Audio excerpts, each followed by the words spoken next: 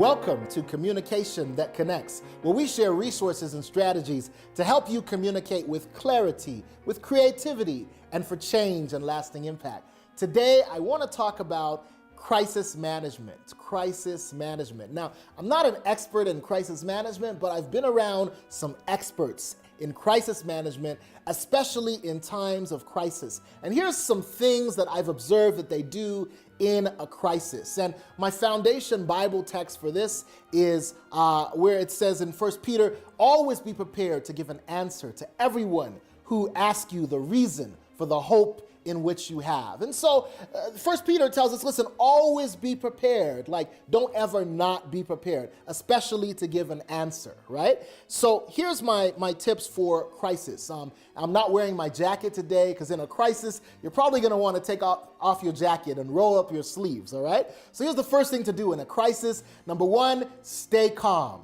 Look at your neighbor and say, stay calm, all right? Number two is pray.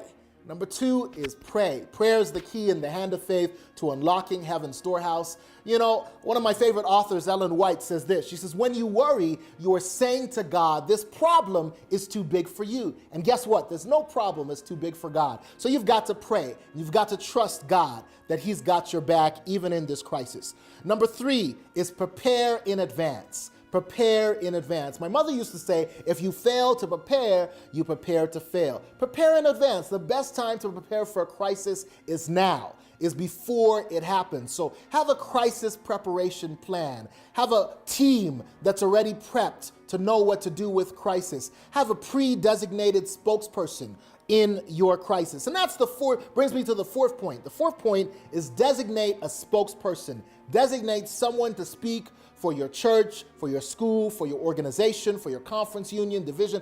Designate a spokesperson in the time of crisis. And let that spokesperson be the one that fields the questions, that appears before the public. Number five, issue a statement.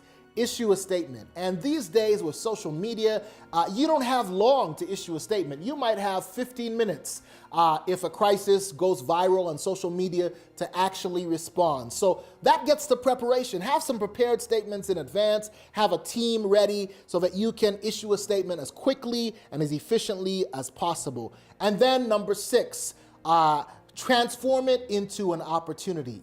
The Apostle Paul says a great opportunity has come to us all, but there is much opposition. So he's saying that whenever you're in opposition, you'll always be able to transform it into opportunity. But whenever there's an opportunity, you'll find that you'll get some opposition. So in this opposition, in this crisis, don't waste a crisis. Never waste a crisis. It's an opportunity for what you ask? To share about your organization, to share about your church, to share about your values, to say, listen, in your statement, I'm sorry this happened. Our hearts go out to the families affected. But you know what?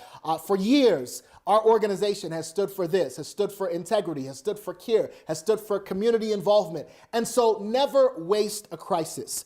All right, so those are the 6 points. Stay calm, pray, prepare in advance, designate a spokesperson, issue a statement, and then transform it into an opportunity. Hope this helps. Join us next time on Communication That Connects.